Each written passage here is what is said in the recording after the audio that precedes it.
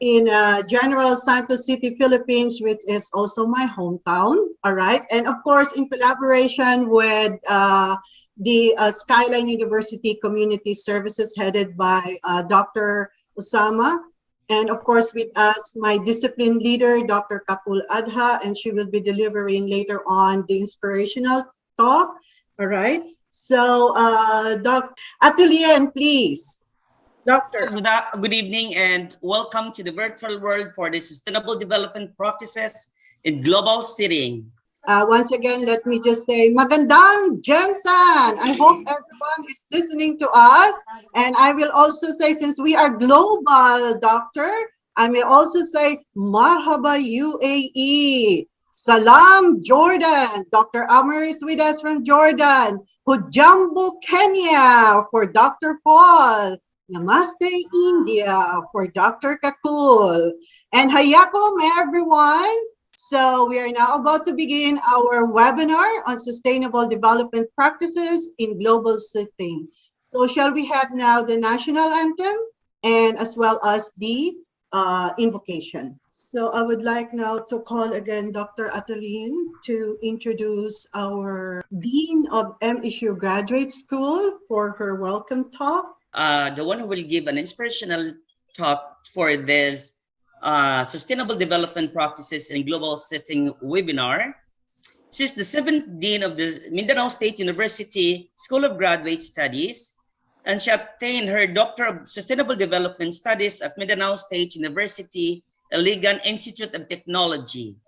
In 2018, and Doctor of Philosophy in Education at Notre Dame of the Jangas University-General Santos City. She completed her MA in Education, major in Mathematics, and Notre Dame of the Jangas University, and her bachelor degree at the Mindanao State University-General Santos City. Dr. Robles is a senior AACOP accreditor, an international paper presenter in Thailand, Malaysia, Japan, an international speaker in Indonesia and Hong Kong. She has published researches and articles in various international peer-reviewed journals. Dr. Robles received several awards: Outstanding Filipino Research Leader in 2015 and University Research Ethics Committee Chair. Ladies and gentlemen, help me welcome our Dean of the School of Graduate Studies, Dr. Ava Claire Marie Oclaret Robles. Thank you, Sir Atilian, for that kind introduction. So my courtesy and respect to our Chancellor J.D. Usman D. Aragasi, to our ever-active SDS students, headed by Sir Nor Masar D. Musa, to my colleagues, friends, students, co-mentors from Skyline, good evening. It gives me great pleasure to extend my warm welcome to all of you, especially to our 5 brilliant resource speakers from Skyline University College, United Arab Emirates, in our second SDS webinar series. For us, it is an opportune time whereby we were able to gratified to note that this event was participated by a wide range of very interesting people from UAE and Philippines. To all of you, savor the experience that you will gain in this event. I'm sure through this webinar, your knowledge will be enriched. To the prime movers of this webinar, congratulations! Because without you, this event will not be possible. So once again, welcome and good evening, everyone. Okay, thank you so much, Dean, Dr. Ava Claire Marie Robles. So in advance, I would like to inform Chancellor Aragasi is not yet ready and logged in on the virtual link. So maybe we cannot proceed for the talk of our speaker, and I will just call him later when he is logging in the virtual world. At this point in time, I would introduce to you our first speaker for this webinar. A special mention in the field of geoscience 2014, and one of the most important person who helped build the tallest building in the world, the Burj Khalifa in Dubai.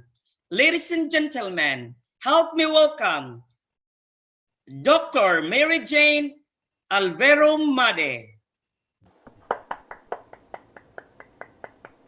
As Dr. Mary Jane is still preparing her presentation, I would like to call on Dr. Kakul Agha to do some inspirational talk. She's our discipline leader for Public Administration, Human Resource, and Tourism at Skyline University. Dr. Kakul? Thank you, Dr. Sharon. Thank you very much. Thank you, everybody. I am having a very positive feeling today morning because I am about to speak on something which is so dear to many of us, and we are always thinking about sustainability. Everybody wants to survive, everybody wants to live forever, and it is our duty to talk about sustainability.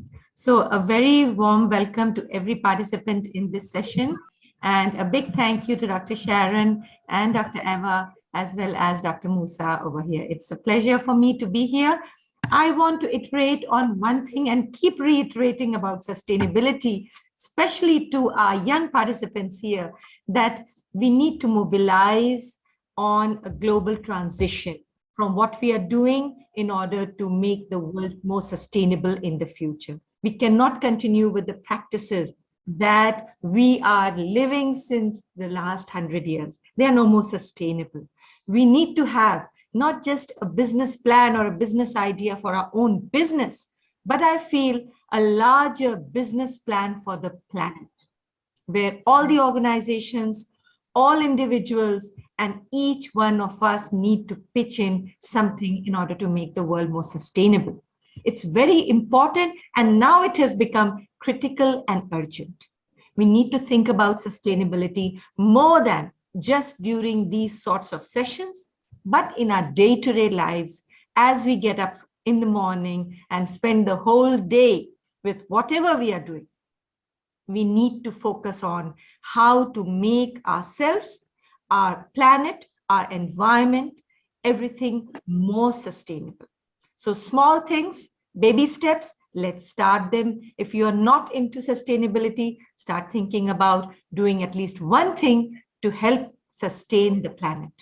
And then move on by adding one every day. Thank you for listening to me, and thank you for having me here. Back to you, Dr. Sharon.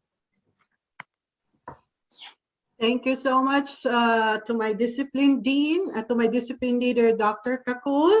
And before Dr. Mary Jane will basically deliver her talk, I know everyone is already very much interested and excited to hear her talk relating to the food sustainability in UAE. I would just like to commend, okay, 5 students of Dr. Abba, who basically are the one who initiated this particular webinar. And I would like the 5 students to please just switch on your camera to be acknowledged. First, I would like to acknowledge Dr. Hamsar Musa. He is the leader of the group. We have Ariel Ortiz. He is also the assistant leader. We have Jama Nilay. She's the secretary of the group. And of course, the 2 members, we have Usman Aragasi and Muhammad Nasif Naga. Okay, they are the students of Dr. Abba who basically have initiated this particular webinar this morning in collaboration with Skyline University. All right, so now I know, like I said, everyone is going to be excited to listen to Dr. Mary Jane Alvaro Al-Mazdi for her talk on food sustainability and innovation in UAE setting. Dr. Mary Jane? So did you know that halal industry is estimated to be worth around 3.6 trillion in Asia's consumer market? The halal industry is estimated to be worth around 3.6 trillion in Asia's consumer market by 2024. Growth is estimated at 6% annually, making it one of the fastest growing markets in the world.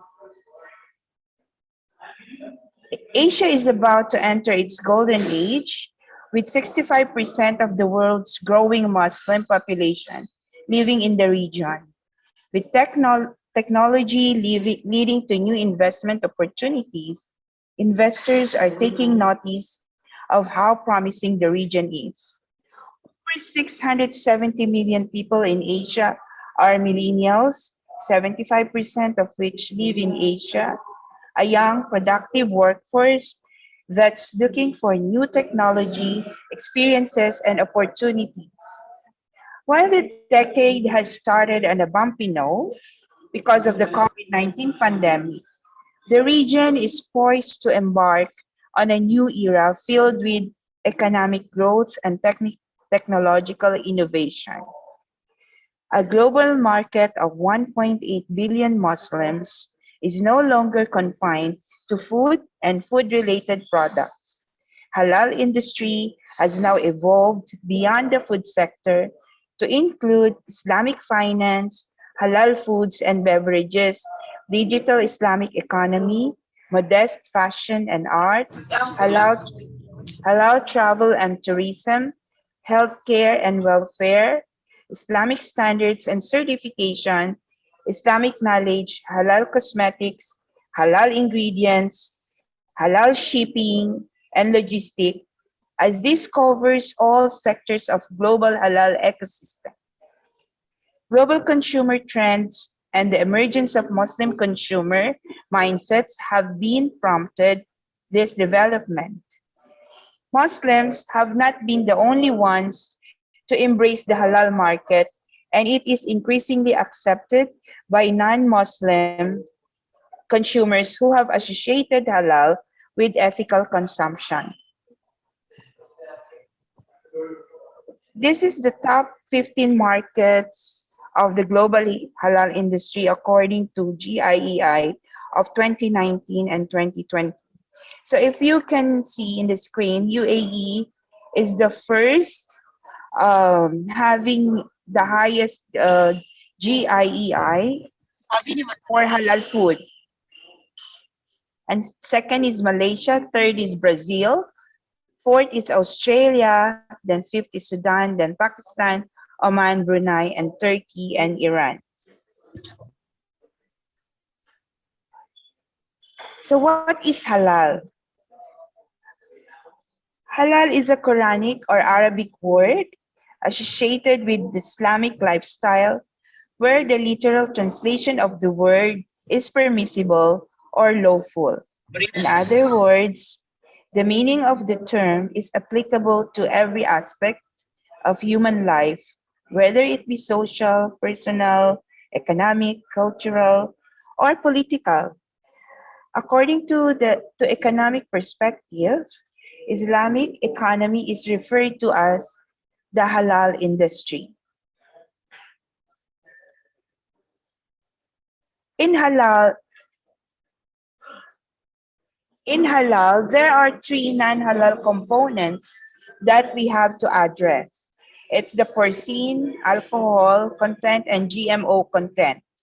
So there are food products that are inherently halal, but due to the process that it is undergoing, sometimes it is converted to non-halal because of the impurities and contamination. That's why in halal assurance system or halal assurance management system, food safety practices are very important.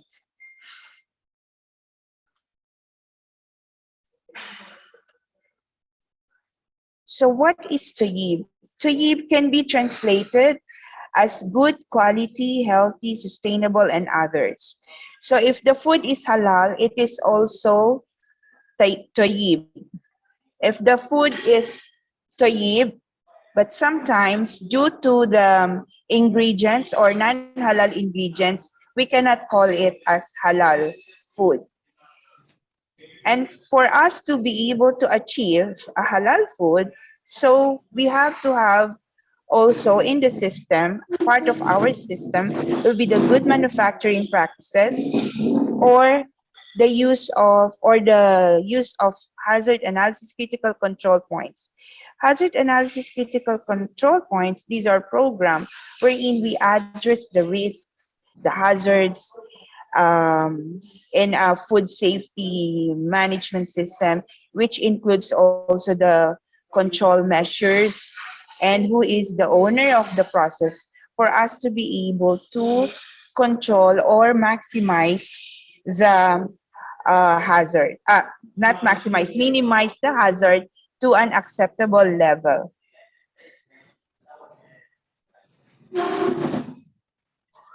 So in the Quran, human beings are instructed to consume only what is halal and tayyib. As what we have said, the meaning of tayyib can be translated as good quality, healthy, sustainable, and others. Halal must be complemented and comply with the requirements of tayyiban. Tayyiban embedded aspects of cleanliness and hygienic processes, thus ensuring safety and quality halal products. The Halal and Tayyiban codes of practice says complement the globally accepted GMP and hazard analysis critical control points for food processing, storage, and distribution. And as a result, the association of Tayyiban aspect broadens the meaning and implications of halal. Therefore, what we refer to as halal is what is lawful or permissible within Islam, yet also what is good and sustainable. By the way, halal is not only restricted for Muslim consumption. Even the other people from different religions, they can consume halal. The food value chain consists of the entire sequence of stages and operations involved in the creation and consumption of food products. This includes every step from initial production to final consumption. It includes the production, processing, distribution, storage, and handling of all food and food ingredients. Halal foods and services are expected to grow at a high rate, reaching unpredicted production and consumption levels, both in Muslim and non-Muslim countries. Considering their proximity to biologic agriculture, fair trade practices, ethical business, green animal breeding, and ecological economic programs and paradigms, as well as to environmental sustainability and corporate social responsibility. However, it is necessary to increase the efficiency of their certification system as well to introduce new technologies in each step of the supply chain to boost their sustainability.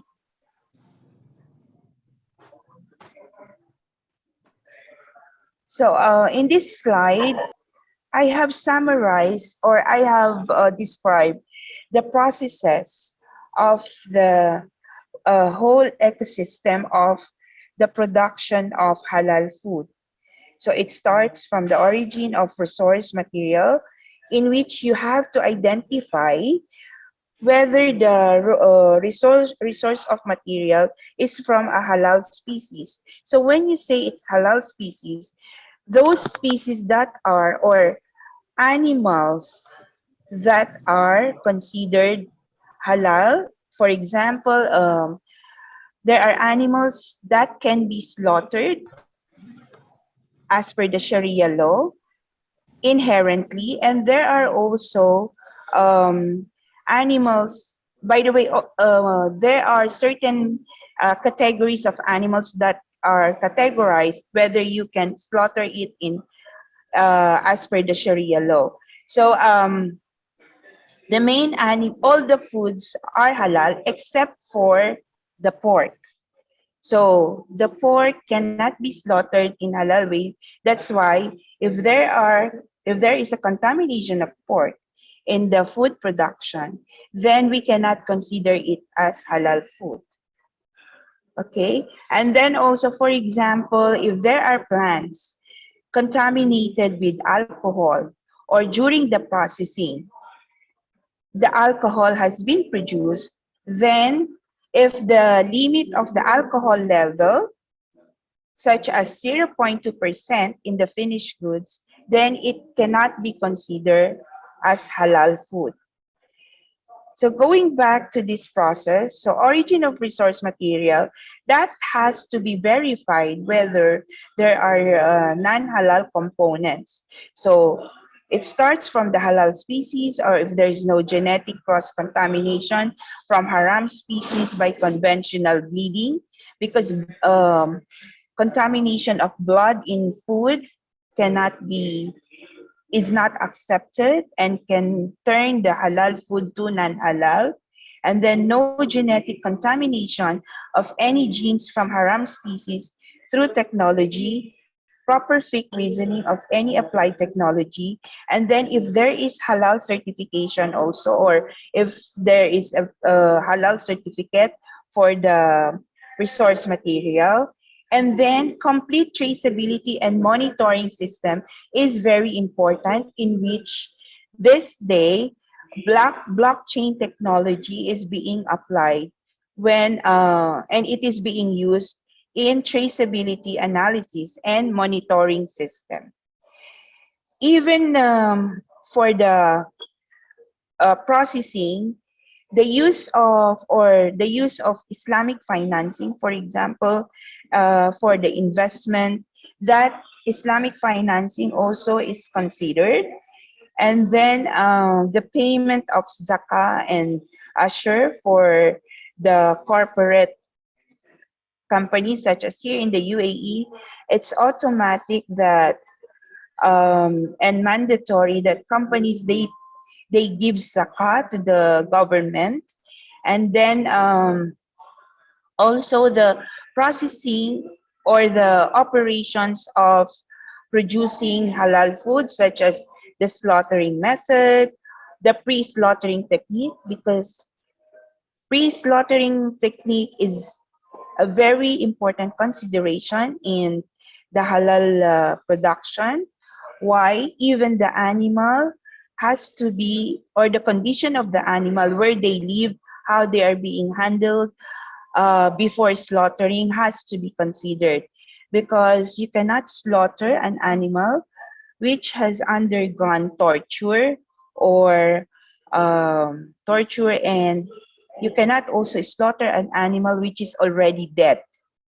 That's why even in Philippines or in any other parts of the world, such as here in the UAE and other Middle East countries, you cannot sell a dead meat, okay? Because once the animal died already without slaughtering, without taking the blood out from the carcasses, meaning the multiplication of bacteria starts already. So that is the explanation why you cannot consume a dead animal. And so even for the distribution and retail, it is very important also that what we are declaring to the customers are true, and it is as per the with the business or business ethical standards. For example, when you declare a product with weighing, for example, in the packaging material, it is declared as the net weight is 400 grams, meaning the exact weight of the product inside the package must be 400 grams. So meaning the weight of the packaging is not included. It's only the content, which is 400 grams. So if it's less than 400, then it is already a non-conformity or deviation from the standard. Also in logistics, Proper storage conditions is very important, and how it is being transported, how it is being stored, whether um, the only one which is stored in the storage are all halal goods. And if ever there is non-halal goods inside the storage, that has to be physically separated, that has to be physically identified, labeled with proper information.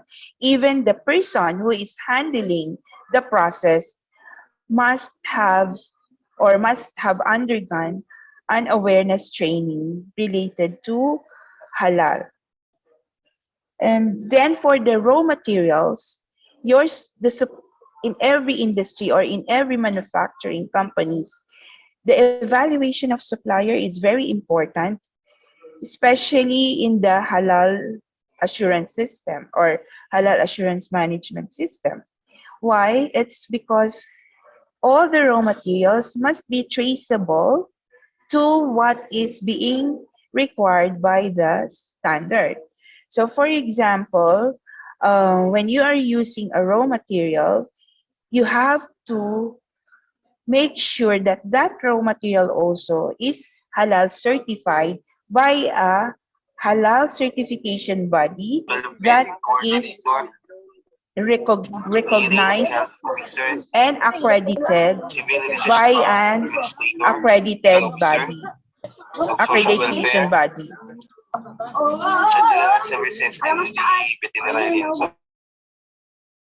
I would like to request all the participants to kindly please have your audio muted so that we can have a focus on Dr. Mary Jane's presentation. Thank you.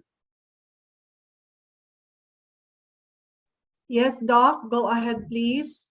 You are in mute, Doctor.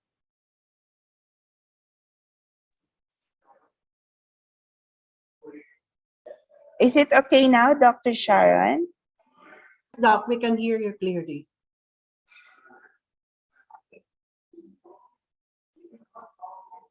So sustaining halal and tayyiban.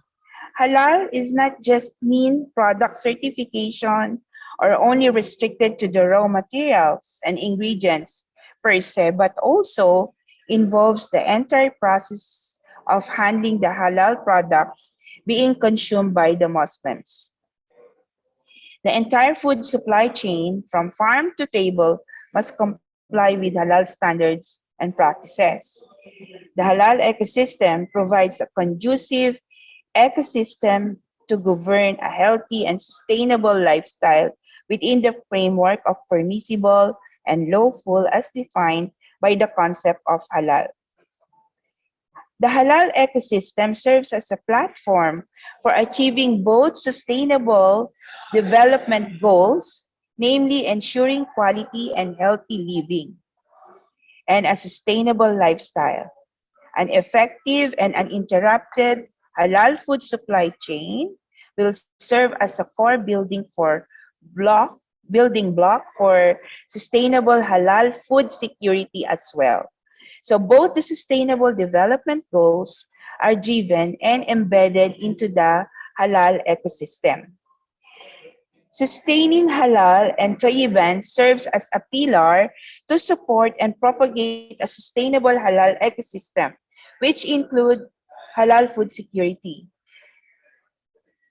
And it is to ensure as well the halal integrity of both products and processes along the whole food supply chain from farm to table. Stakeholders may include farmers, processors, distributors, and retailers, involving government as a regulatory body,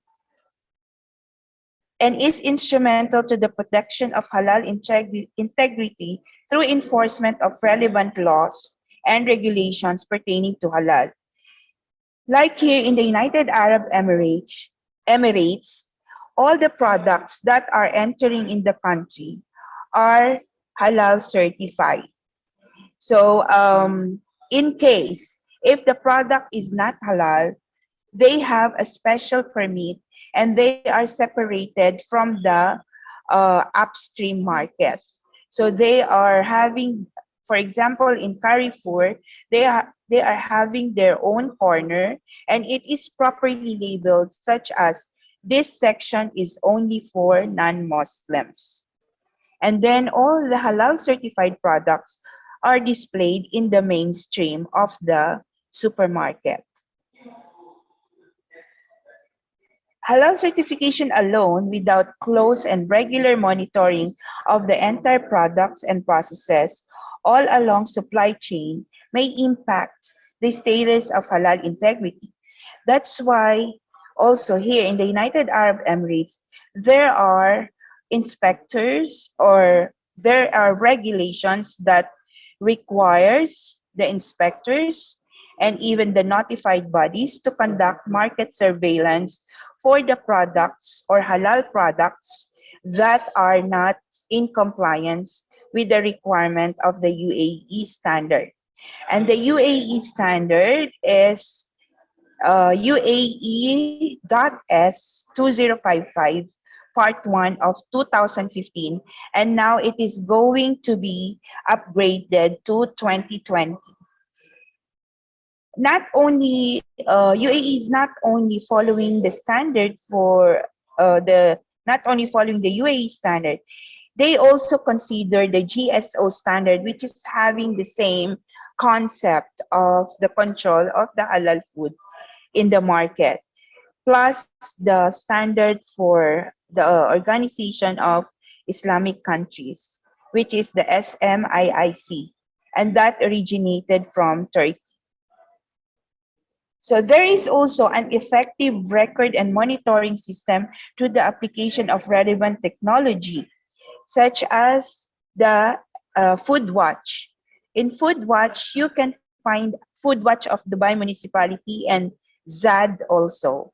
So these two traceability registration system addresses all the products or halal products and registered and as well as approved products that have entered the country.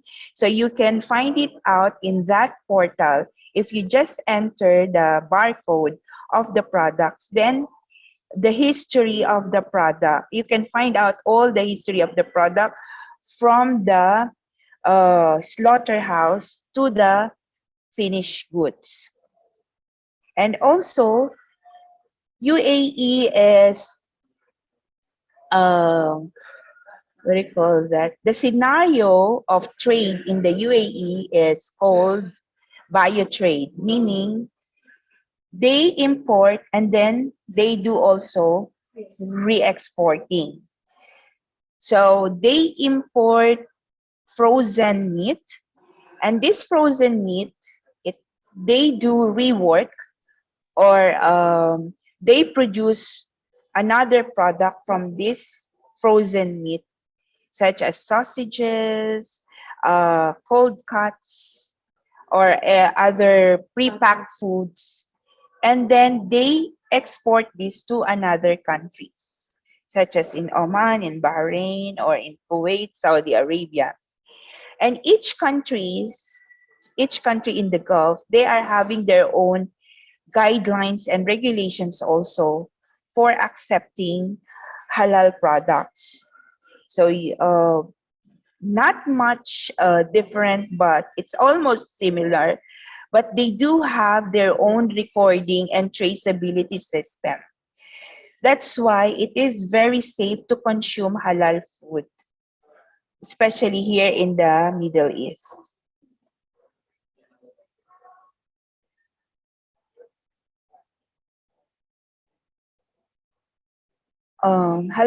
So halal certification states that the food or the products are permissible for the followers of Islam, and no haram product or procedure is used while while it has been manufactured or processed. So once you see the product with the halal logo, meaning that product has undergone halal certification, and the one who the factory or the people who produce these products, They have halal assurance management system in place, integrating the food safety practices. That's why logo or halal logo is very important. UAE has its own national halal logo. Philippines has its own Philippine national halal logo. By the way, Philippines has already started launching the Philippine halal logo, referring to the standards Philippine National Halal Certification Scheme of 2018 and the Philippine National Standard 2067 of 2008. So those were the standards that have been referred to for the accreditation of the halal certification bodies. So right now, there is only one, as of now, there is only one accreditation body which is already accredited in the Philippines, and that is Prime. So Prime plays an important role in the exporting of halal goods to the United Arab Emirates.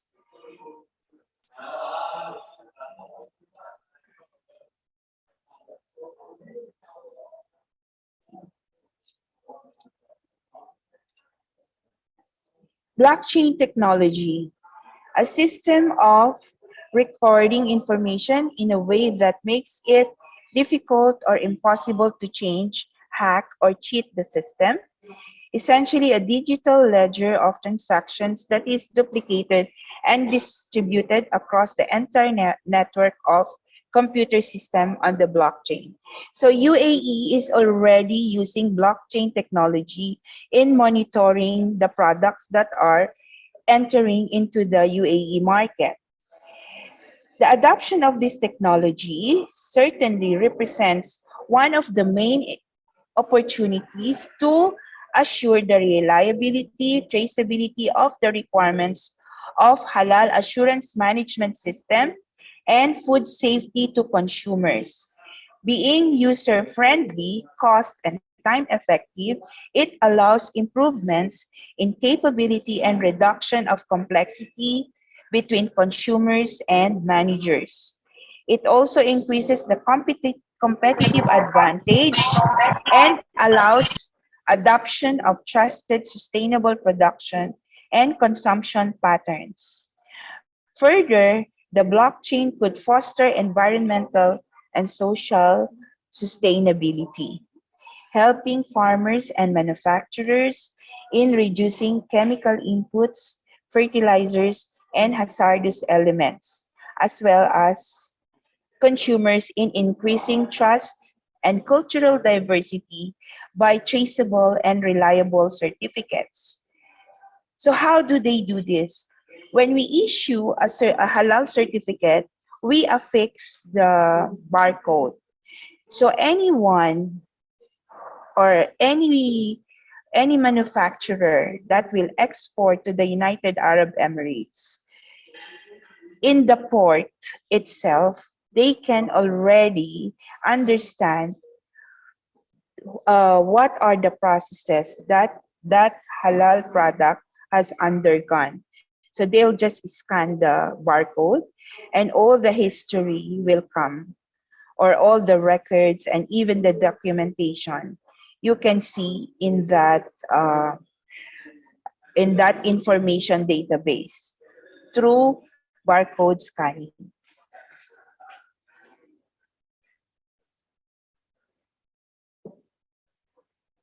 So there are two main advantages of implementing a blockchain system for halal traceability. The first is to enhance the credibility and accountability of the halal labeling process. So the data is stored in different servers to prevent data manipulation. If someone tries to manipulate the data, the other parties in the chain will be notified. For example, a chicken slaughterer cannot change the status of an animal recorded by the veterinarian as ill to healthy without notifying everyone within the network. So this helps to boost halal consumer trust in the halal integrity of the products. The second one is to trace the production process.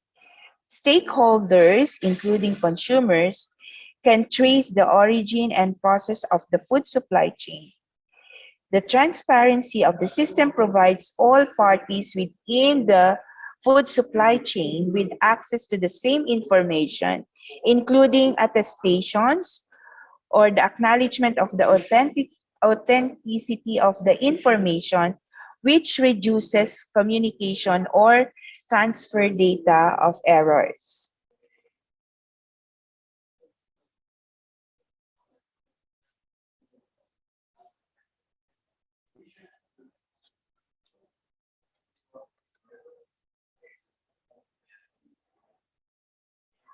Okay. Sustaining halal food security. So this is how we sustain the halal food security. So these are the components. It's, if you can see in the screen, it's the government, consumers, media, finance, industry, and compliance.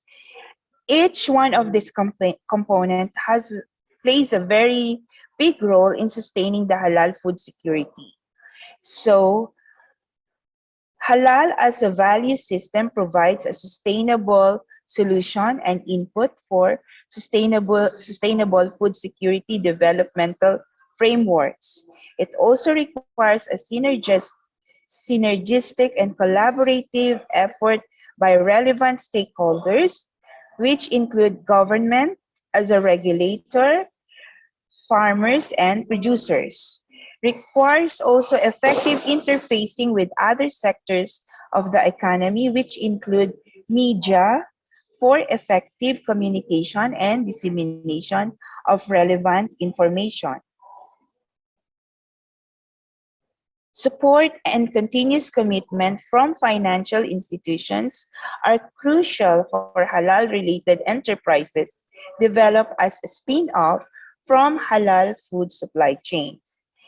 Then, the competent and knowledgeable human capital serves as a driving force to sustain halal food security ecosystem.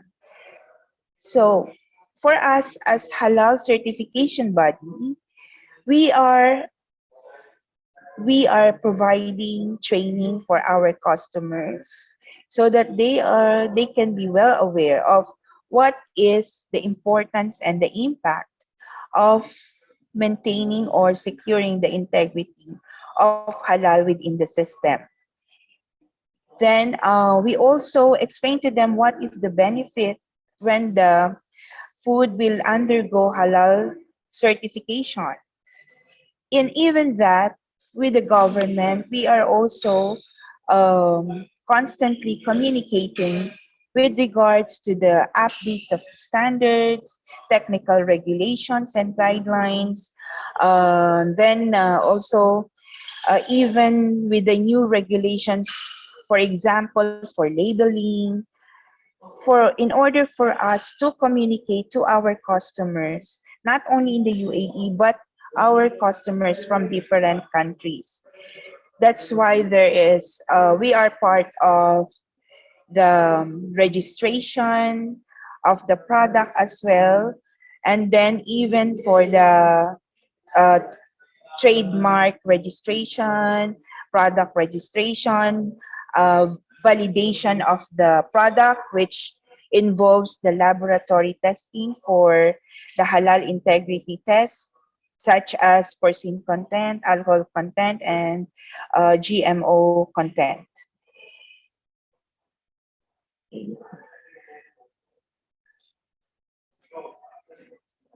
And also, to add into this is to preserve and conserve a healthy environment are our social responsibility as embedded in the halal concept and are the key element of halal value system to ensure uninterrupted food supply chain destined to needy humankind.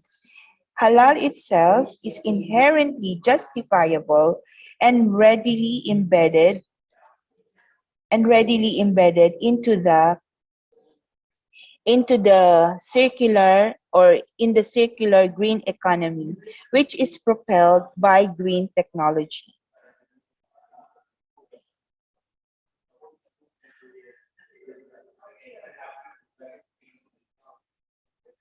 Um, I have there is one more slide. Okay, so in conclusion, sustaining halal food security requires effective interfacing with other sectors of the economy, which include also, as like what I've said, the media for effective dissemination to the stakeholders and the community at large that needs to be fed with reliable information. And also, sustainable halal food supply chain serves an integrated backbone for halal food security in which various forms and sizes of entrepreneurs are developed and nurtured. The most notable effort is about establishing of the Sharia compliant micro ed credit financing facilities to assist the small scale enterprises, in which this is now the project of DTI, Department of Trade and Industry in the Philippines. So we have already customers that DTI is already helping them. These are the backyard industries and small industries to medium industries. So what they do, they help them to comply with the requirements of the halal standards for them to be able to export their products here to the United Arab Emirates. So that is what DTI is doing. And then training of competent and knowledgeable human capital in matters related to halal standards and practices will contribute significantly towards sustaining halal food security ecosystem. Both the stakeholders and regulators' participation in this talent development is crucial for a successful human capital development program for sustainable halal food security. So thank you very much for listening, and that's it.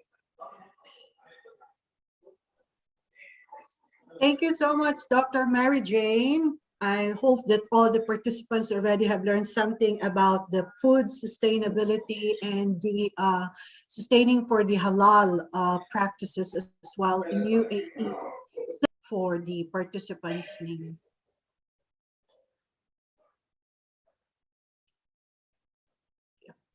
Doctor, while we are waiting for the questions, let me just announce you this that there are a lot of manufacturing companies in the Philippines that is already following now the Philippine standards for halal certification, and that requires Muslim employees having a qualification on food technology, food science, chemical engineering, chemistry, and other related discipline, microbiology or BS biology, thing like that.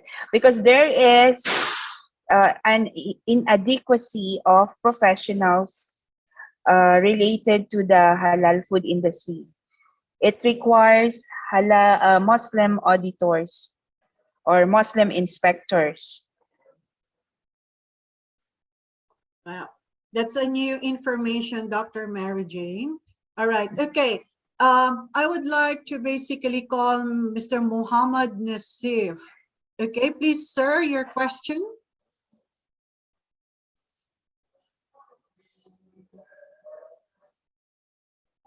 Okay, ma'am. Naririnig ako, ma'am? Yes, Yes, po, sir. very clear. Salam So, alaikum. yes po, alaikum assalam. So, my question is, how halal certification influence international sales? Ma'am? Yes, okay. Thank you for the question, sir. So, halal certification is very important, especially here in the United Arab Emirates or in the Middle East and other Islamic countries.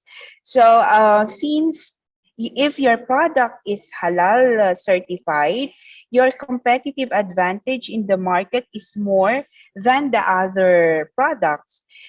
Why? It's because once the product is halal, it has undergone a thorough audit, thorough inspection of the product that is complying to the requirement of food safety management systems such as the ISO certifications, such as ISO 22000, HACCP, GMP, which is the good manufacturing practices, plus the requirement of the control of halal food in different countries or receiving countries.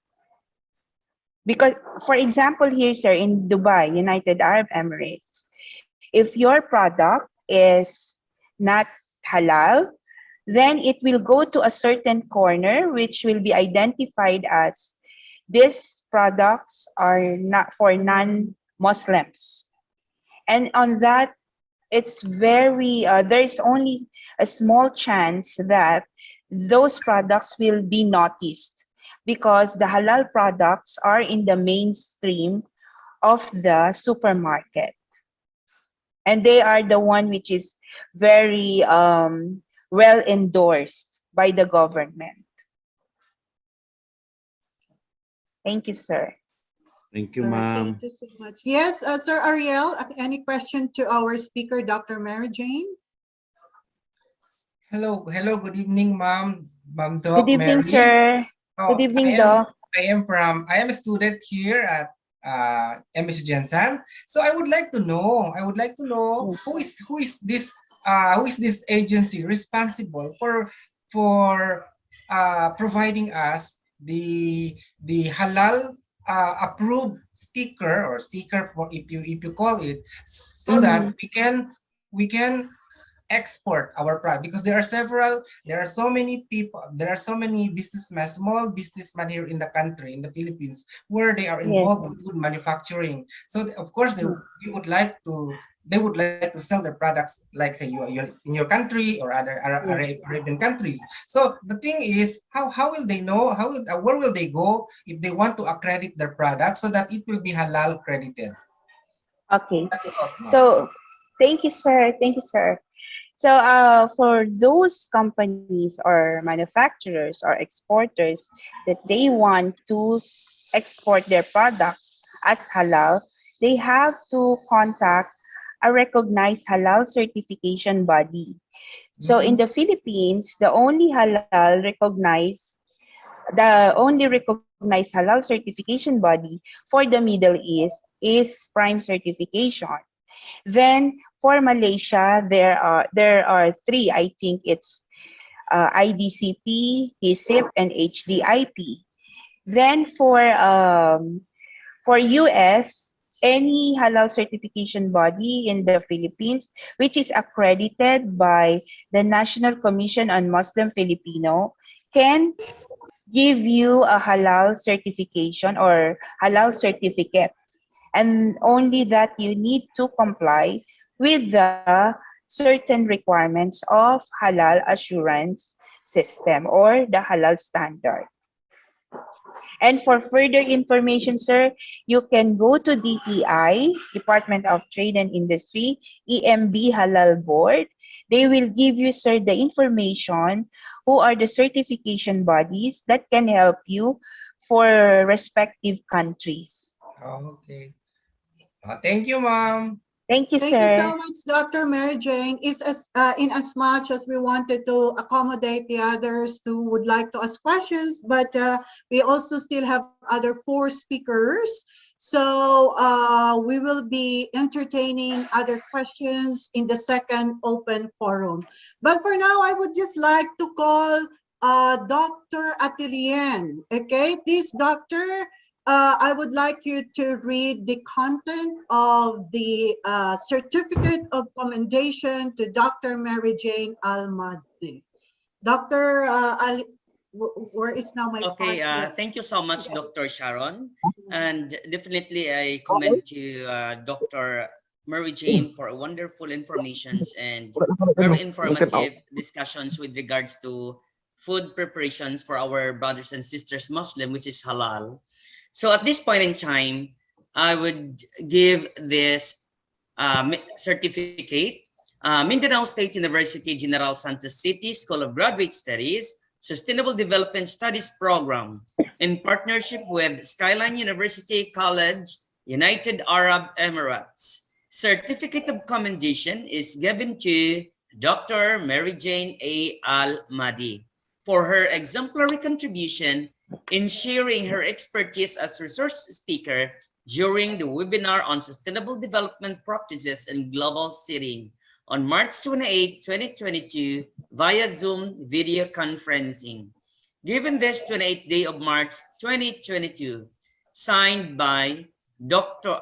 Beverly T. Garcia, MPA, the Director for Office of International Affairs, Dr. Osama Ali Tawabe, the Dean Student Affairs Head Community Services, Skyline University College in the United Arab Emirates, and Dr. Ava Claire Marie Robles, Dean of the Mindanao State University-General Santos City School of Graduate Studies, and Jurist Dr. Osman D. Aragasi, MPA, Acting Chancellor of the Mindanao State University-General Santos City.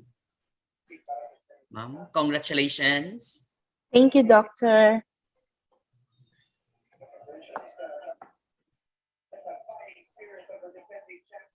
Thank you so much, Dr. Mary Thank you, Jane. Doctor. Thank you. Thank you. Thank For you. next time again, Thank Doc. you. Thank you. Thank you. And Yes, good luck thank you to for your next listening. commitment. Thank Okay. you. Thank you. Bye-bye. Thank you, Doctor. Doctor, Thank you. Congratulations. Doctor, question before she go. Sorry. Yes, Dr. Mary Doctor. Jane, Dr. Yes, Ernesto Doctor. Mendoza wants to ask some question. Yes, I was Doctor. raising my hand, but some issue problem with my mic maybe. Question. Is Okay. halal? Is this Omar? Yes, of course. Okay, Omar. Okay, please. Okay. Yes, sir. Assalamu alaikum. Doctor, alaikum assalam. I'm Omar. I'm a student in Skyline University. I want to ask. Yes, sir. You have talked very good about halal food, but don't Yes, you sir. think that halal against sustainability? No, Doctor. Halal is helping the food to be sustainable. Halal practices. Yeah, but you know, in UAE there is no food. They are bringing Yes. food from From outside. outside. Yes. They are making something to get food. We do believe that. Yes. And we are Yes, doing Doctor. we are in UAE we are trying to make something like this inside the country, but Yes. there is like there is something that killing animals, and this one is that Mm-hmm. you think right to do this one? I'm Muslim. I'm with halal, but I'm talking about in general. Yes. Don't you think So it's against? yes. So, sir, it's like this. The slaughterhouses from other countries that are slaughtering the animals that are being exported to the United Arab Emirates, they are also being monitored by the UAE authority. And those slaughterhouses are also registered here in the United Arab Emirates under the Ministry of Climate Change. Second thing, sir, those slaughterhouses are also certified by the Halal CVs, which are accredited by the recognized accreditation body in the United Arab Emirates. Then third thing, sir, there are also personal certification for the slaughterhouses, for the slaughterers, I mean, for the Muslim slaughterers, that they have to comply. So, sir, with these factors or components or practices that the government is doing, it can assure that whatever products or whatever animal products or animal derivatives that are coming to the United Arab Emirates are sustainable because it follows the certain requirements of food safety standards. Right. Thank you so much, Okay. Dr. Thank Mary you, sir. Jane. I hope, Omar, you were able to get her answer. But we are now about to proceed to our next speaker. Okay, Dr. Atelian, there's a request, okay, that please introduce now our next speaker, who is, I'm proud, of course, my dad, okay, Dr. Ernesto Mendoza. So please, Dr. Atelian, introduce Dr. Ernesto Mendoza. Please, you may start. Ladies and Thank you. gentlemen, Dr. Ernesto Mendoza. Thank you very much, Sharon. I would like to present the Runo model, which is basically an initiative conducted by a British company with business interests in the Philippines.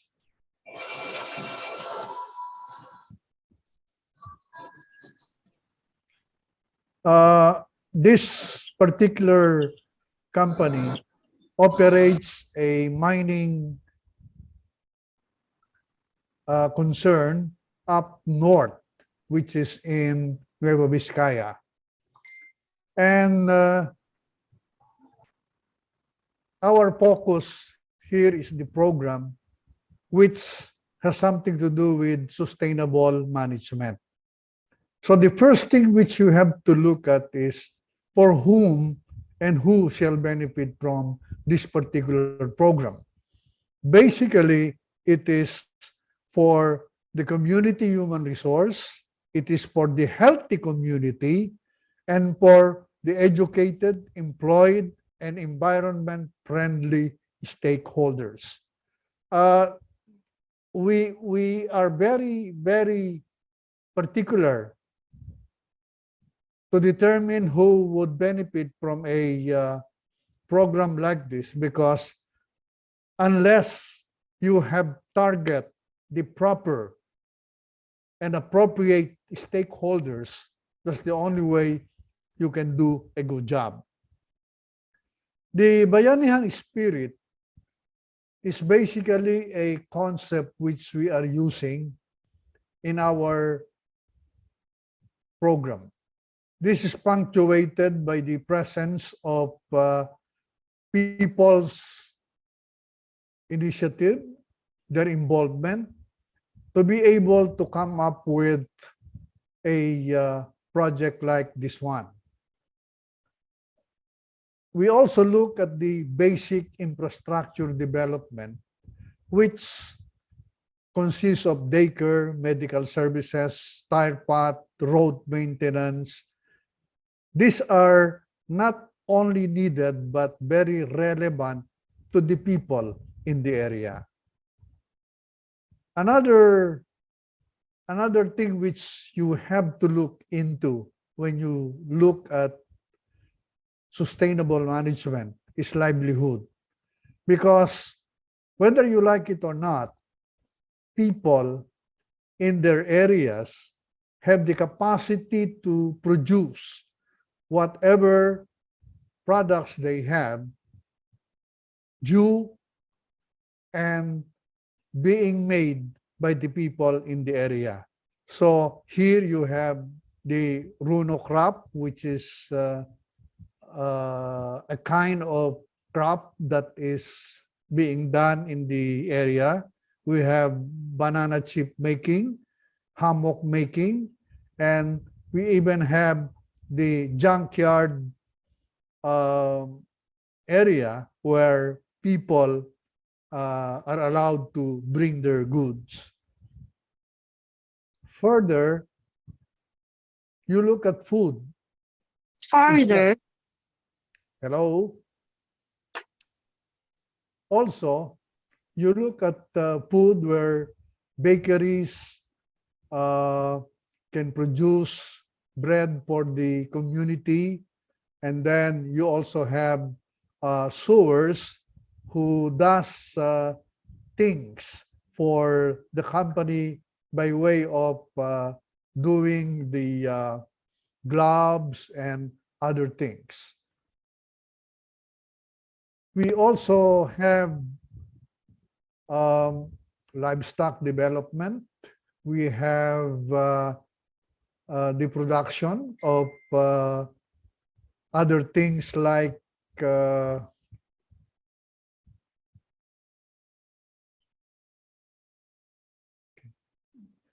and these are being done to give the people in the area not just food, but at the same time, other things which they can use for their livelihood. We also have what you call compact demo farm, where we have tilapia, which is being used in the area. And then we also have other animals.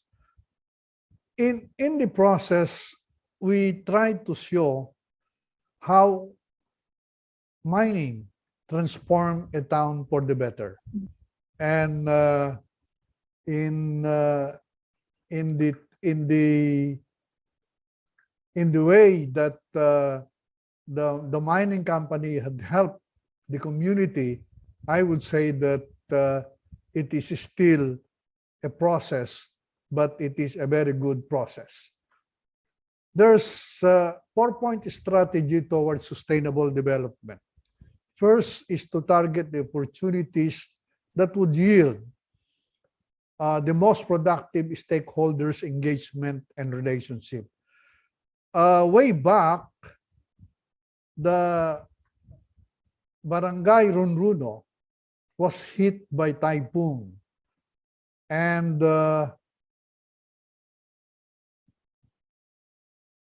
landslide buried most parts of the village, and 2 to 3 meters deep from debris and illegal cut logs. 56 houses were swept away. Death toll was 15 and more were missing. Others never to be found.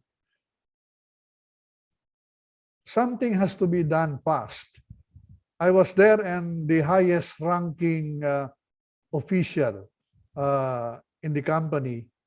So I suspended operation immediately, and knowing that crops were damaged and even stock grains were carried by strong currents, and the swollen river cut the road which isolated the village, and it was a continuous night of fear and hunger. So immediately I told my people, who at the time were also affected, that we must do something, and we have to do it fast. And in the Filipino dialect, sama-sama tayo, ibangon natin ang Runruno. So we distributed relief goods to over 500 families. We suspended operations and deployed our employees in the community to assist. We even conducted medical and other things so that we can ensure that there will be no pandemic in the area, especially the protection of the water and other things that we have to look at. So here it shows that sustainability or sustainable management is not one way. It is a combination of the efforts of the people in the area and the efforts of the people who are trying to help them out. So with that, the local government of Nueva Vizcaya, led by the governor, help out, and the people in the area also tried to do their best, and even by way of being able to work closely with the barangay officials so that we can bring Ronrono back on its feet. Another key to sustainable development is to prioritize implementation of projects that give add-on value on a broad-based basis and are sustainable. Here, we started with, well, you have to consider that in the area, there are so many out-of-school youth. And this out-of-school youth, if you bring them to the labor market with practically no skills, their chances of landing a good job is practically nil. So we look at it, we tried to see how we can do something about it. So the mining firm coordinated with TESDA, and we established a skills development center in the remote area of Ronrono. The thing that we have to underline here is that this was done in partnership, again, with TESDA, the local government, and FCF. We started with 4, it increased to 20, and in no time, we have a lot of them already working at Hanjin and Polar Marine. And this out-of-school youth who used to be idle had turned themselves into local OFWs, and they are now sending money to their parents up in Ronrono and elsewhere. So because of that, in 2008, we received an award for this because it is something that have shown that it is very sustainable. We also maximize the benefits for surface rights owner. It is very important when you look at it that stakeholders should be benefited because they are the ones who are in the area. So we use IFC guided SRA, wherein the standards which we use based on standard number 5 is also used on the surface right acquisition. On land acquisition and voluntary resettlement, we also have the SRA activities that are consistent with the same standard. In short, what we are saying is that you cannot have something that is sustainable in terms of management if you don't use standards. Type 2, which is direct negotiation, client consider the possibility of a project design. Joker is being executed on the other side. If displacement cannot be avoided, recommended package are considered. Displaced person to derive appropriate development benefits from the projects are given skills development and conduct projects, and participation in the government in the process is an activity that is closely coordinated with the LGU and other line agencies. It is very important that you look at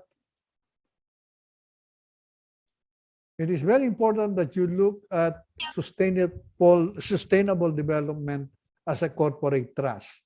The fourth strategy is to provide the structure, the network, and the appropriate budget for effective program implementation. Normally, we have a sample of that structure where you covered not just livelihood, environment, health and nutrition, education and training, and so also infrastructure. When you look at the the people who should head a program like this, it is important that they are positioned properly and that you have a manager on the ground backed up by qualified personnel from licensed civil engineer to foresters, etc., who should be able to do the job. Insofar as funding is concerned, it is important that money should be made available because these resources are very important in having it done in the area. So with that, we were able to get the stakeholders project support and endorsement from the mayor down to the direct endorsement of the residents. And we also had the project support and endorsement from NGOs and academe and government line agencies, which accordingly include the Philippine line agencies. So these things that we are doing is making a difference. It is said that it is beautiful to see an Ibaloy kid smiling, but it is more beautiful to know that we, with our modest efforts in community, are the reason behind that smile. Thank you. A sort of questions addressed to Dr. Ernesto Mendoza. Yes, with please, regards go ahead. to sustainability in terms of livelihood, but I can see it here. Okay. Sir Mendoza, in the Philippine setting, when it comes to livelihood sustainability, as you presented a while ago, do you think, sir, that the programs of the Philippine government, particularly on Pantawid Pamilya Filipino program, can this be possible or sustainable? Definitely, the intention is to make it sustainable. We have to start with that. But whether it will be sustainable given the limited resources, it may be difficult. So if you ask me, is it going to be sustainable? Definitely it is going to be for as long as the resources are there. Sometimes we forget that the intention to do something has to be backed up by the resources that should make it move. Unless we have both, it is very difficult to say that once it is started, it will be sustainable if the resources are not there. That's the reason why you noticed that when I explained our program, we made it a point to underscore the fact that resources were made available. Okay. Thank you so much, Dr. Ernesto. Thank you very much too. Yes, Sir Ariel Ortiz, please. Doc Ernesto, good evening po. In your activities, sir, in mining, in sustainable management on mining, sir, have you encountered indigenous people, sir, in your activity, sir? Are indigenous people also involved in your sustainable activity or sustainable development and livelihood activity? Are they involved also, sir, in your mining, in your activity, sir? That's all, sir. Yes. The indigenous people are basically the stakeholders we are catering to. Reason being is that most of mining communities are not in the city, but in the hinterlands and in the countryside. Yes, Meaning, yes, therefore, that is where our IPs on indigenous people are located. And that's the very reason why when we put up that program of training out of school youth, this was targeted for the indigenous people. Okay. And also, lest we forget, not all of them, although they have the chances to gain employment, are with skills. And therefore, you have to develop the training for them to be able to accumulate that kind of skills which they would need when they enter the labor market.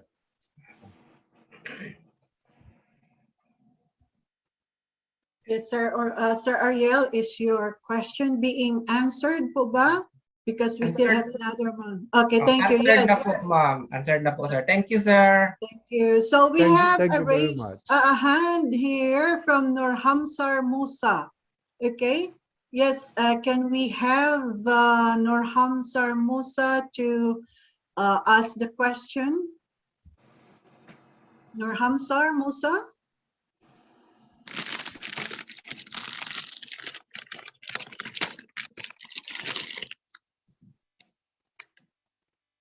Yes, sir, Mr. Musa?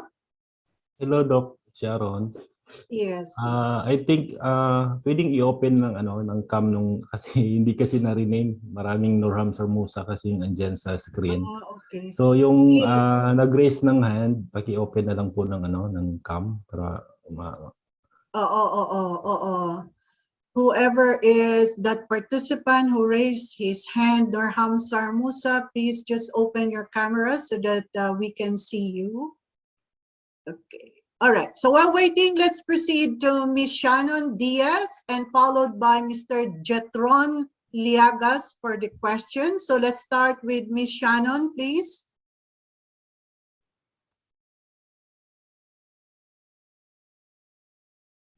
Okay, Good let's evening. move to, yeah, Ms. Shannon Diaz, please proceed. I'm here po. So, okay, good evening po, sir. I would like to ask, since I've read that 95% of our business field in Philippines is comprised of MSMEs, or the macro, small, and medium. And so these basically enterprises that uses a local resources. So how can we ensure that these enterprises utilizes the principles of environmental sustainability, and how can we help them to uplift their productivity and their innovations? So that's Basically, you don't need to be big to be able to do something sustainable. As a matter of fact, I was talking to some students up in Dubai, and I was telling them that on their own, they can make something sustainable by simply going to a Jollibee or a McDo area and try to determine what kind of food they will order, which will contribute to sustainability at the same time. Because even Starbucks right now is now shifting from the usual cup to recyclable cup, because what they wanted to achieve is that they will be able to introduce something sustainable. So as to the question of whether the small and medium enterprises will be able to do it, it takes a lot of common sense only to do it. The truth of the matter is sometimes we think that sustainable management involves a lot of things. No, the truth of the matter is sustainable management begins with us. It is in our heart. That's how you start it. Because if you have a way, for example, let's go back to entering a fast food center. If you enter a fast food center, easily when you order something, you would be creating waste. Now, so that's one way which I'm trying to explain, which may not be able to be covered because of the limited time. Thank you, sir. Thank you. Anyway, Sharon, I have here something from North Hamsar Musa, Mhm. and it says, thanks for the very informative presentation, Sir Mendoza. Actually, I can attest that FCF Minerals not only excel in community development, but also in environmental programs, being in FCF last 2016. Wow, that's a very excellent affirmation. Congratulations. So for the last question, let's have Mr. Jetron Liagas, because we still have 3 more speakers to go. Mr. Jetron Liagas, please go ahead. Yes, Doc. Good evening. Good evening, Good Doc. evening. Ernesto Good evening. Mendoza. Good evening po. Question, yeah po. Ang question ko po is more on ano po yung mga plans if yung companies is tapos na yung operations nila. Yun po. Okay. Basic to a mining operations, which is part also of the sustainable management, is the closure or the time when they end up and mine out the area. So here, it's not plans, but even before this thing happens, there is already a budget, there is also a plan, and there is also what you call the enhancement plan that will cover the area in terms of how do you bring back the agriculture in the area, or how do trees will be planted in the area.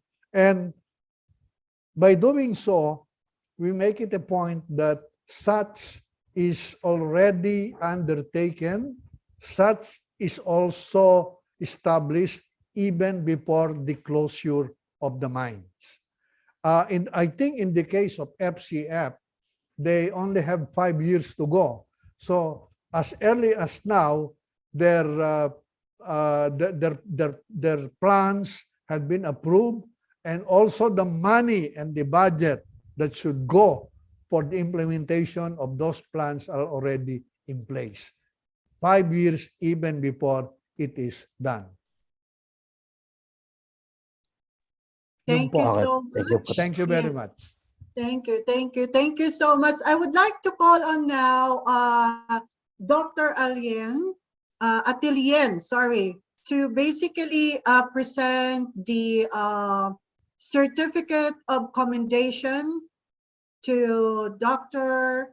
Ernesto Mendoza. Okay, thank you so much, Dr. Sharon.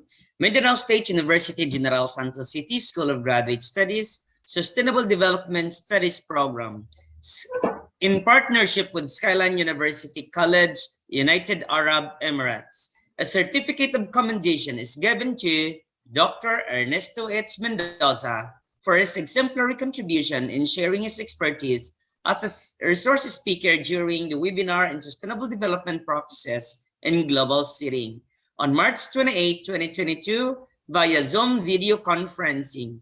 Given this 28th day of March 2022, signed by Ms. Beverly T. Garcia, Director of Office of International Affairs. Signed also Dr. Osama Ali Tawabe, Dean Student Affairs and Head Community Services, Skyline University College, UAE.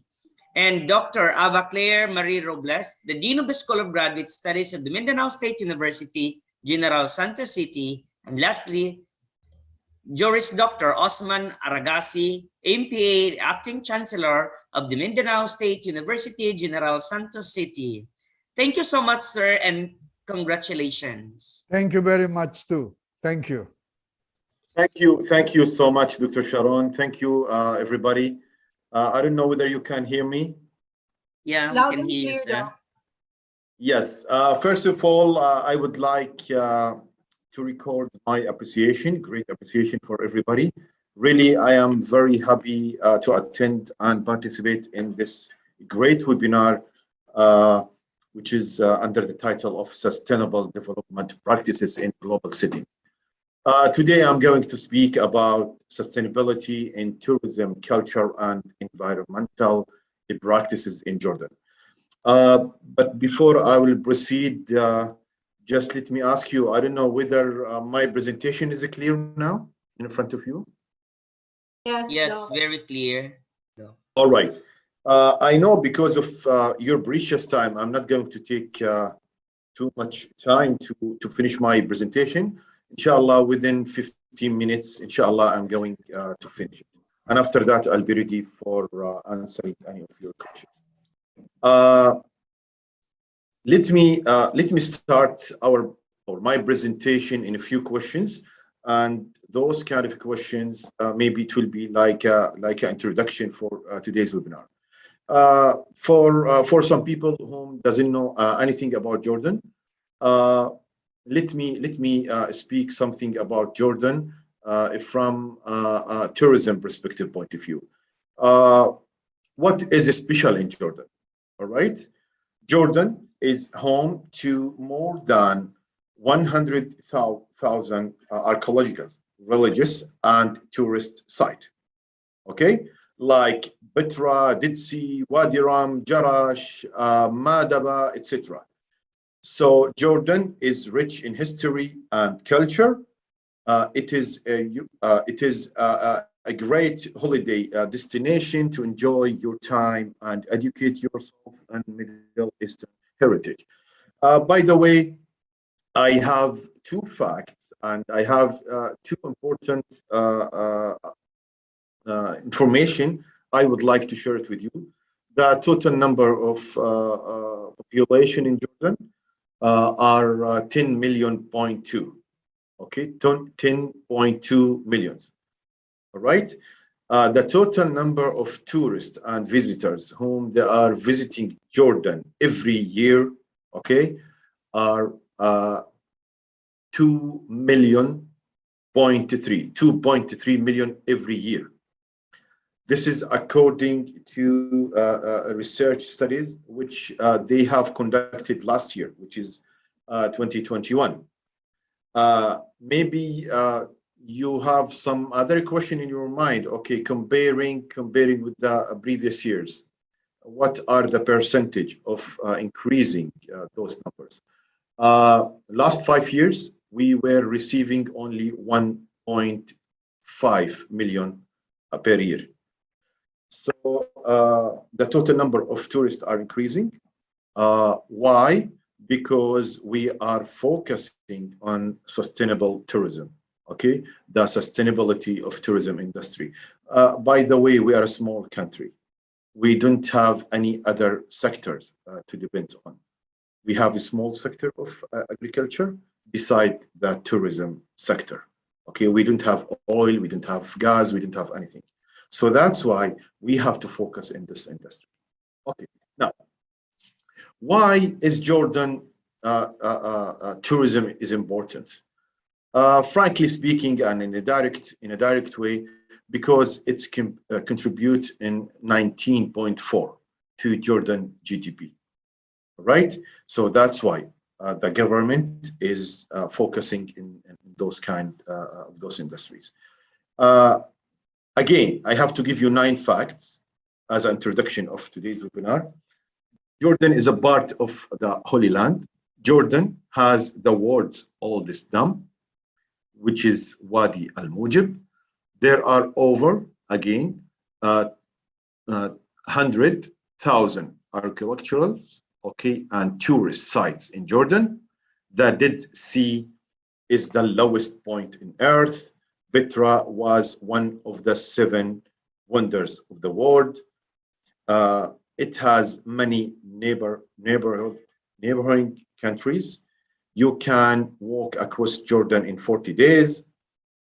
And this is also a new information for everybody. I know that you can refuse a meal 3 times before you accept it. All right. So if you are in a restaurant, and if anybody is offering you any kind of food and you don't like it, you can refuse it for 3 times.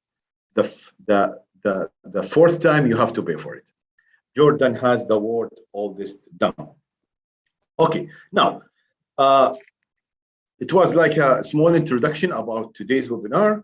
Now let's ask or let's do the presentation in a smooth and in an easy way. How does ecotourism help Jordan? Now, usually, every country, depending on the tourism, why? Because we are helping the other people, okay, to help and to give hand in those kind of industries. Now, some people they are thinking that ecotourism and sustainable tourism, it's depending only on money. It is not depending on money. We have to depend on our schools, universities, and experts. So,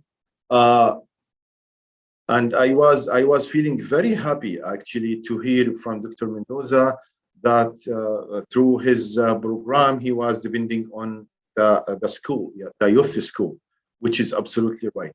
In Jordan, we are having the same thing. We are having right now some kind of international programs, which we are conducting with international bodies. And in the same time, we are having some internal programs, which we are conducting with the top 5 universities in Jordan. And by the way, sustainable tourism course right now is forced to be taught in all the private and governmental universities. So now, what are the 4 components? What are the 4 components of tourism? Okay, now the 4 components of sustainable tourism, you can classify it into 2 types. Locally and internationally. Sustainable tourism is something compulsory for all the governments. The first one is cultural, the second one is social, the third one is economical, and the fourth one, which is, we call it responsible tourism. I don't know whether you have heard for responsible tourism. So responsible tourism means, okay, we are depending, okay, on making better places for people to live in and better places for people to visit. All right. So those are the components sustainable tourism, and I have a short video. I will show it to you later on, inshallah, at the end of the presentation.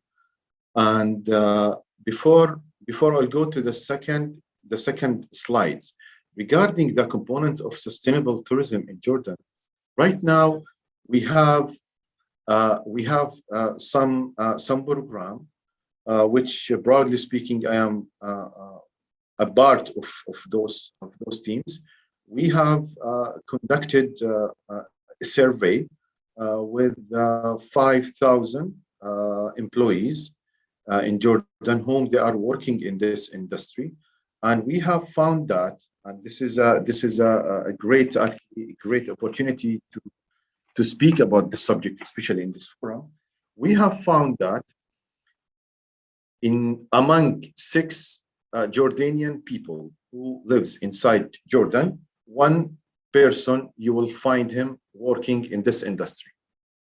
So inshallah, we are planning also after 2 years in 2023, the Jordanian government is planning to offer 12,000 job opportunities for the jobless people. Okay, we have 2 categories of those jobs, operational and managerial levels of jobs. The persons whom they have finished their schools, 10+2 certificates, they can go for the operational jobs. And for the people whom they have finished their degree, they can join the supervisory and managerial level. All right? Okay. Now, what are the three main principles of sustainable tourism? Now, we have three main principles, but let's speak about the principles in the way which you can make it different than other countries. Our main principles of sustainable tourism is to depend on the local people. Usually, we used to hire some external people from outside, but now our main principle is to hire people from inside, Jordanian people, to work in those kind of programs.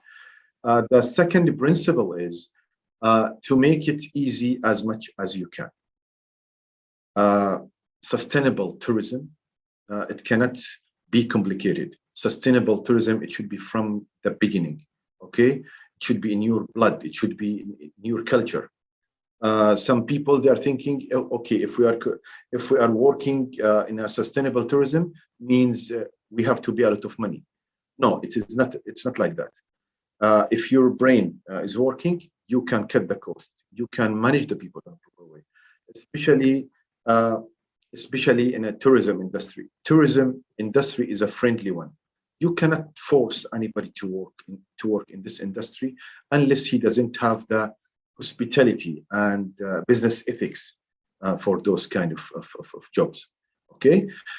Now, the third principle, which is the most important principle, sustainable tourism in Jordan, it is actually the third party. Which is the third party? The third party is the stakeholder, the customer. Now, without the stakeholders, without the customers, you cannot work. Who's our stakeholder? Stakeholders are hotels, are restaurants, are the people whom they are working in the sightseeing, etc. So right now, Jordanian governments are signing MOUs with those people. They are their partners.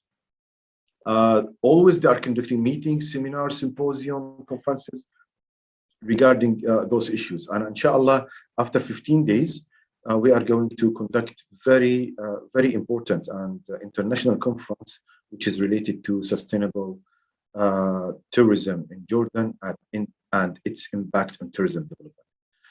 So those kind of conferences, it will enrich the information and the knowledge for the sustainability of tourism in Jordan. The second characteristics, of sustainable tourism. Dr. Sharon, I don't know. Dr. Sharon, can you hear me?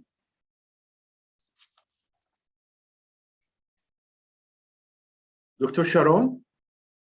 Yes, Doc. Okay. I am going to send one short video, if you don't mind. It is 2 minutes video. Okay, before I'll speak about the characteristics of sustainable tourism. I don't know whether if it's okay or not.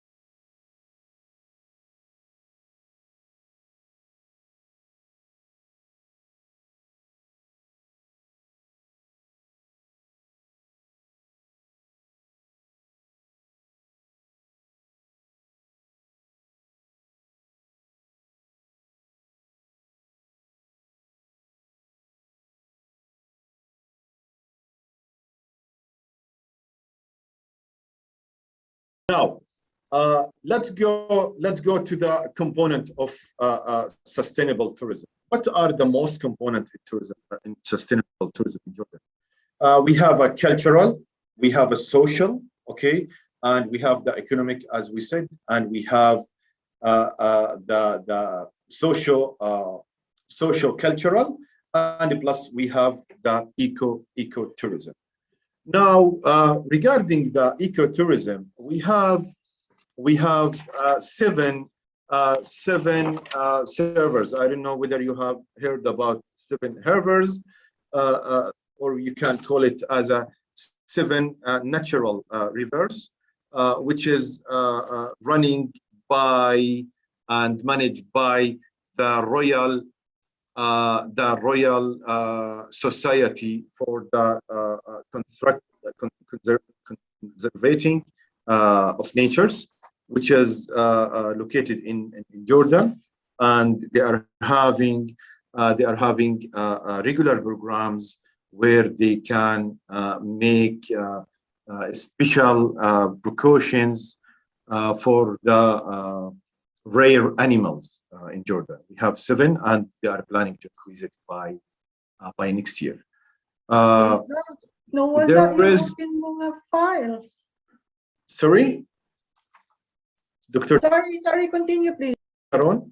Okay, now how, let me ask you a question. How Jordan government is building economic sustainability through tourism? Okay, as you know, as a Jordan largest private sector's employees, the tourism sector is an important driver of the national economy and account for 14% in the countries across domestic product. So those people whom they are working in those kind of programs, they are working nowadays day and night in order to finish their programs before 2023, because the king, the Jordanian king, is promising them if they have completed their project on time, he's going to give them some kind of bonuses. He's running, and he's after the tourism industry in all ways. He's encouraging them. He's visiting them in regular basis in order to accommodate more and more tourists, inshallah, through upcoming years. My conclusion for this seminar is sustainable tourism. It is now booming, and all the bodies which are related with the tourism industry know very well that nobody can stop the sustainability of tourism in Jordan. We are working towards that, and very soon you are going to hear a lot of information relating the procedures of traveling to Jordan. They are going to make it more easier than before. They are going to reduce the fees for entering Jordan, and they are going to increase the number of countries whom they supposed to enter Jordan without visa. Right now we have 42 countries they can enter Jordan without visa, but in the near future, inshallah, within 6 months from now, they are going to increase it to 56 countries. So let's hope for the best, and that's it from my side. I know we are running short of time. I don't want to take a lot of times from yours, because I know we have another presentation for our colleagues. But before I finish, I would like to say thank you, Dr. Sharon. Thanks for the organizers. Thanks for the attendees. Thanks for the delegates. And right now, I am ready for any kind of questions. Please go ahead. All right. Thank you so much, Dr. Amir. Due to the limited time that we basically have, we will just have to go on with the presentation of Dr. Paul relating to cultural sustainability in Kenya. Now, while Dr. Paul is still preparing for his presentation, Just a recap, all of us basically knows the pillar of sustainability development. And the three fundamental pillars are actually social, economic, and environmental. But we have to accept the reality that as the world continues to adopt the United Nations Sustainability Development Goal, they are actually seeing other important dimensions that has to be looked upon in order to be added as part of the pillars of sustainability development. Now, like I said, based on the blunt chart or Bronsland, okay, Geo Harlem Bronsland report during his time in 1987, he basically have drafted, and part of the draft of it is the three pillars, which is the social, economic, and environmental. But today, okay, there are two actually has been added, which is also really very important. One is the human sustainability, which we can also anchor it into social sustainability. And the last one, which is considered to be the core dimension in understanding all the other dimensions or pillars of sustainability, which is the cultural sustainability. So this afternoon, we're just so blessed and lucky that we have our professor from Kenya, Dr. Paul Katosi, who will be sharing the cultural sustainability practices in Kenya. Dr. Paul, please go ahead. Thank you very much, Dr. Sharon, for the opportunity to come and at least share with everybody about sustainability issues. And my choice of presentation is on cultural sustainability. Culture in itself has so many areas. As a way of life, there's religion, there's art, artifacts, clothing, food, music, etc. But today I want to talk about one element of culture and how we as a people, because we are the ones who make and form the government, are doing towards sustainability. Now, when actually most of us hear anything about Africa, most of us think about the first image, as you can see. And this is what also my colleague, Dr. Amer, shared. Tourism. We have a lot of it. Laws have been put in place to ensure sustainability. Others will think about the second picture. That is minerals, wealth. As you can see, wealth on the ground, under the ground, that is the minerals, and wealth above the ground. Agro-business, so agro-based wealth, like coffee, tea, cotton, etc.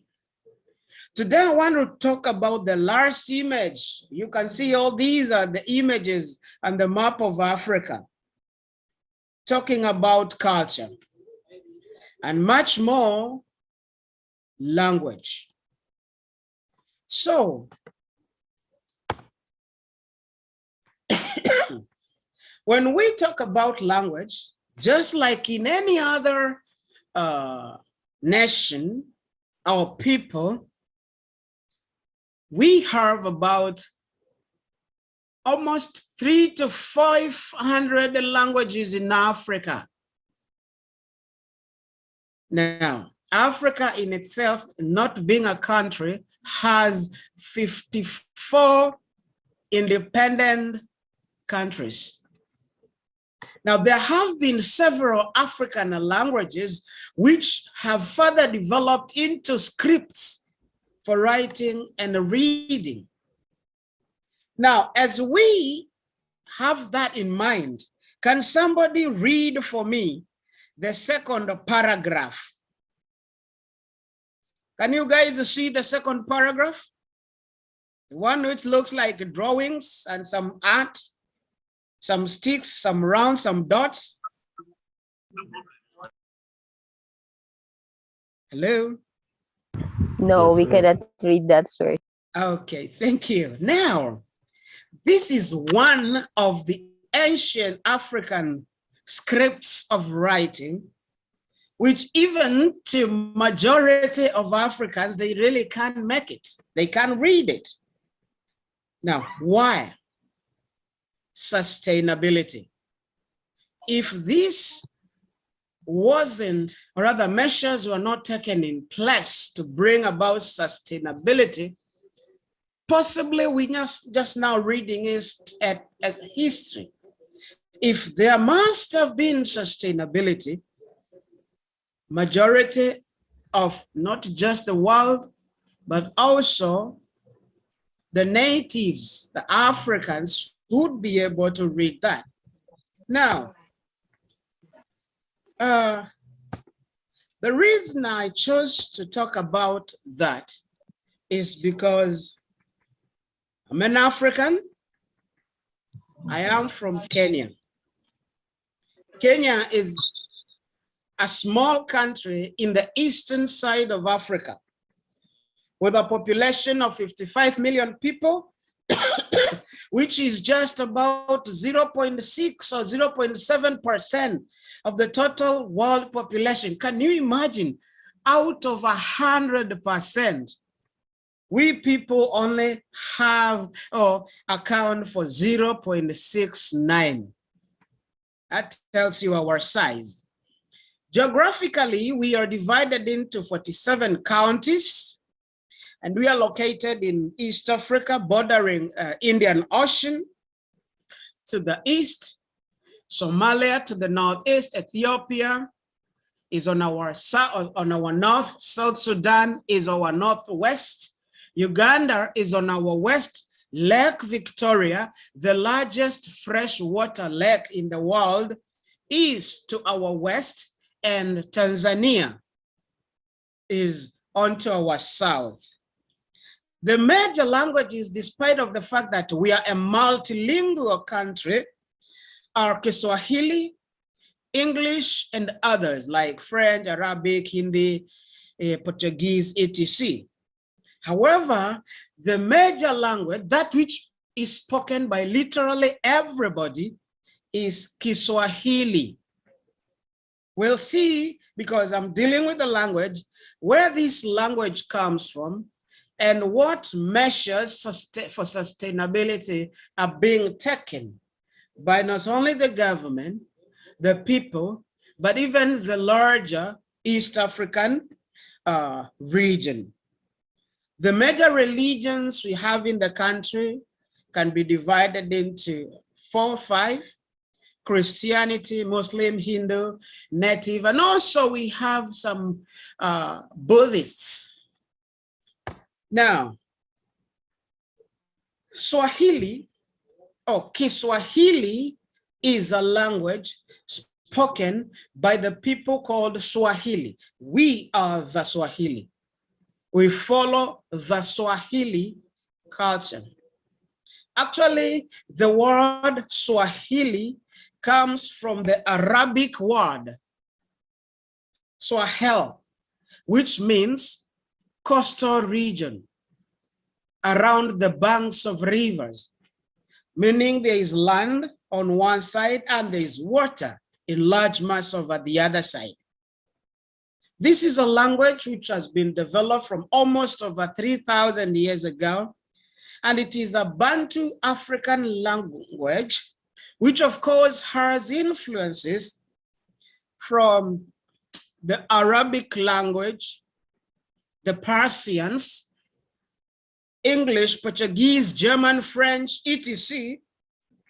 And this is due to the relationships we as a people had with those people which I've just mentioned. And of course, the intermarriage of these cultures.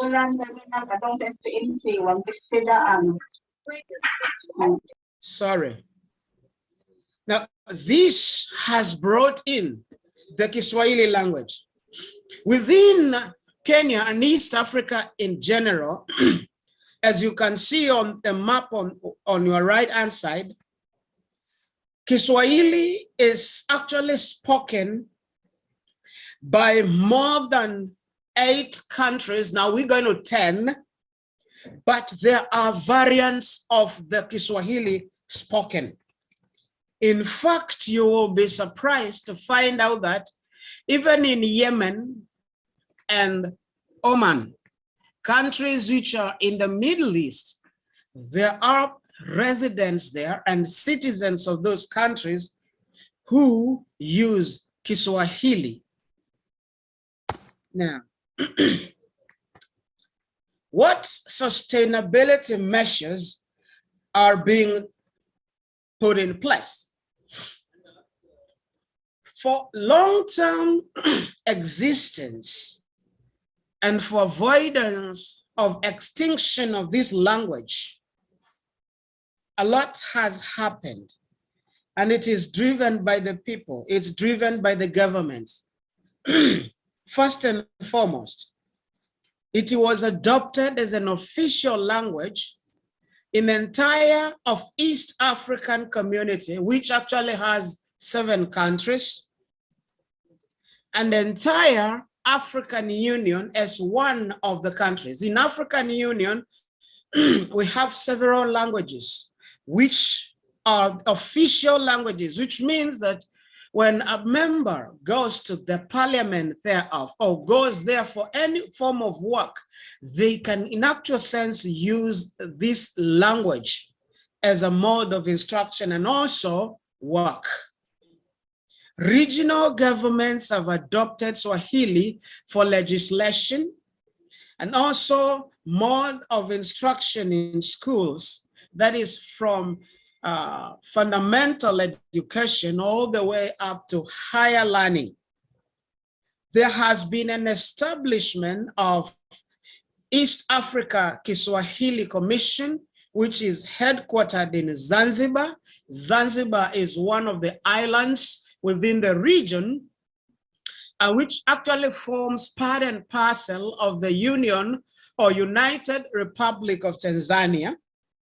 There is establishment of the Nairobi Institute of Swahili and East African Culture in Kenya, the establishment of Global Center for Kiswahili Studies, establishment of teaching and research centers literally in every public university within the region. And that's far in terms of public universities within East Africa. I think we have closer to about 50. Besides that, also, other countries, like for example, South Africa, just about 2 years ago, adopted Kiswahili as one of their national languages. And of course, you will be surprised to find out that South Africa has 11 national languages. So now they added Swahili as the 12th language.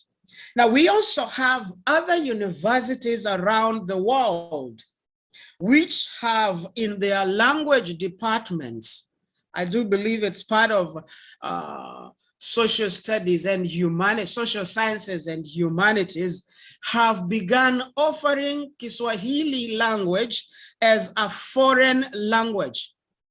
Universities in North America, universities in Europe, and elsewhere.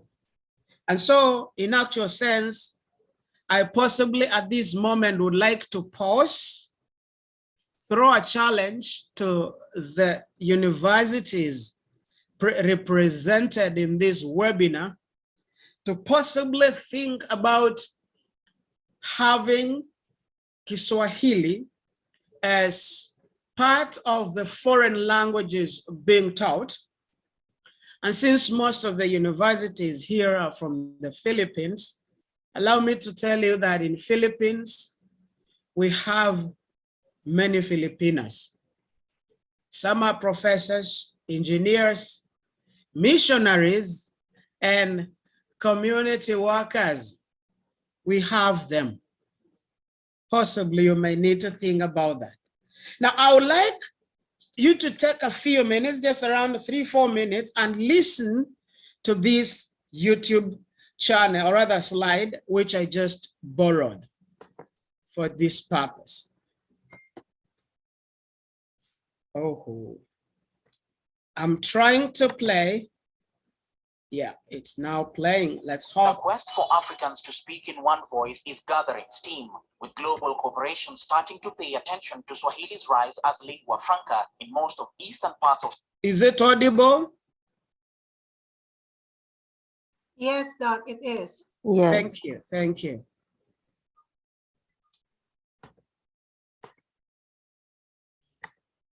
Sorry.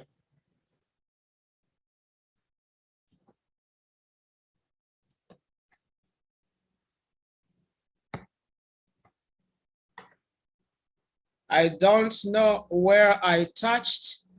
We've just gone to the last slide. It's Oh, okay, yeah. Doctor. Maybe perhaps you can share the link to the group chat so Yeah. that the others can see it. Thank The you. quest for Africans to speak in one voice is gathering steam, with global cooperation starting to pay attention to Swahili's rise as lingua franca in most of eastern parts of Central Africa. The language, which is currently spoken by about 150 million people, may soon become the first African language spoken across the continent. The latest sign of Swahili's rise, recently 16 Southern African countries agreed to adopt Swahili as a formal language in their region, providing impetus for a wider spread of one of the few shared African languages that is not colonial. My desire to inspire a passion for learning about Africa runs deep. If you'd like to have some better understanding of the continent, start now by subscribing and hit the little red bell on the side to get notified every time I post. Welcome to Reason Africa. The majority of African nations fall within one of three colonial legacies of an imposed unifying language: Francophone, these are French-speaking nations; Lusophone are Portuguese-speaking; or Anglophone, which are English-speaking. However, in truth, Africa is home to approximately 1/3 of the world's languages, with anywhere between 2,000 and 3,000 languages. There are at least 75 languages in Africa which have more than 1 million speakers. The rest are spoken by populations ranging from a few hundred to several 100,000 speakers.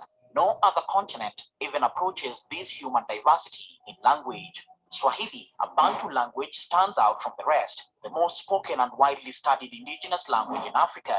Its rise, development, and spread also makes it the only African language in the African Union and has over 150 million speakers.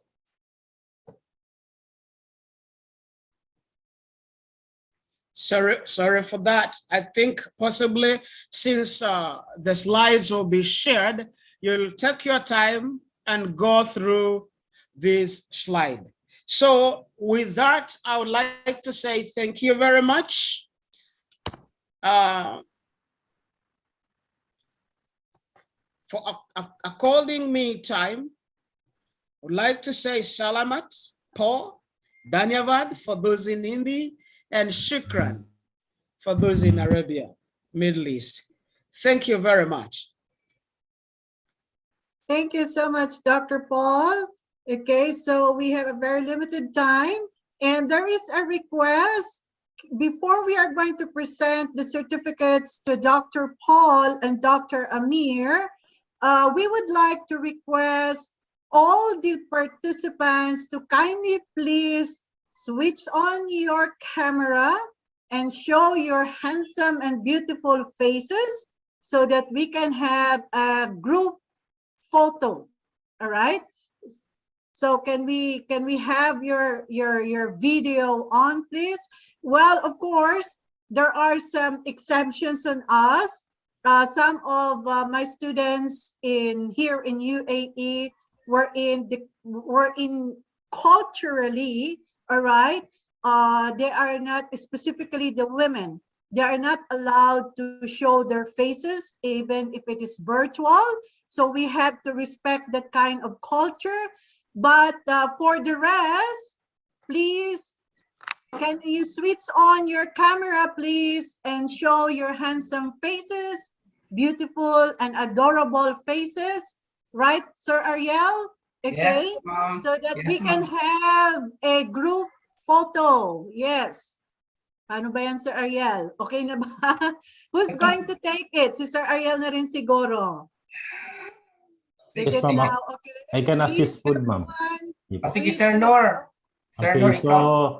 opo, 7 shot po tayo ha kasi naka 7 pages po ito lahat eh. Sige. 7 pages. That's great because we okay. already have reached 200 something, right?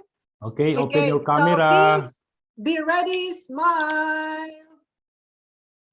Okay, ready? 1, 2, smile. Okay, next page. So, ready? 1, 2, smile. Another one.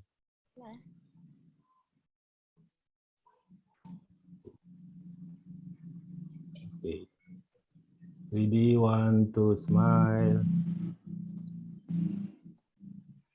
Okay.